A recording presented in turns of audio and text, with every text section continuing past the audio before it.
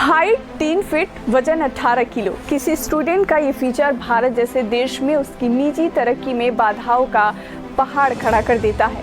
लेकिन गणेश बरैया वो नाम है जिन्होंने मुश्किलों के इस पहाड़ को हौसलों के दम पर लांघ दिया और वहां पहुंचे जहां पहुंचना भारत के लाखों छात्रों का सपना होता है।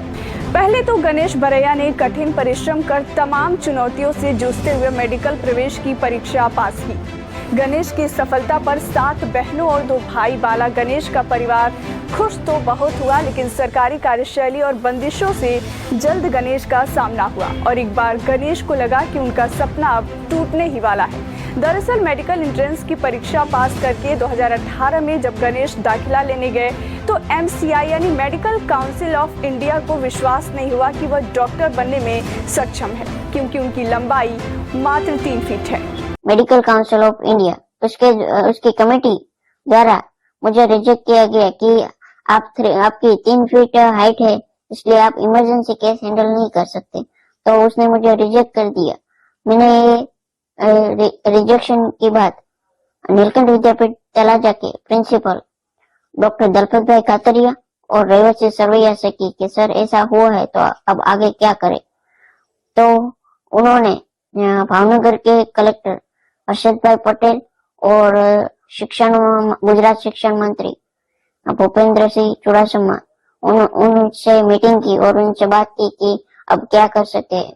तो हमारे भावनगर के कलेक्टर के मार्गदर्शन के साथ उन्होंने डिसाइड किया कि हम गुजरात हाईकोर्ट में केस दाखिल करेंगे।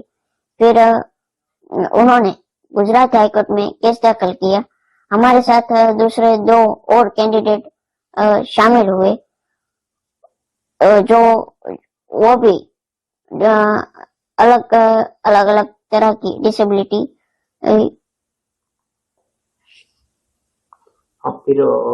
कट थे जैसे चलते हैं। ओके, हमारे साथ दूसरे 2 कैंडिडेट इस केस में शामिल हुए। एक शेख मुस्कान जो बड़ौदा से थी और दूसरी हिना मावसिया जो राजकोट से थी। हम तीनों ने गुजरात हाईकोर्ट में केस दाखिल किया। गुजरात हाईकोर्ट में 2 महीने के बाद हम केस हार गए।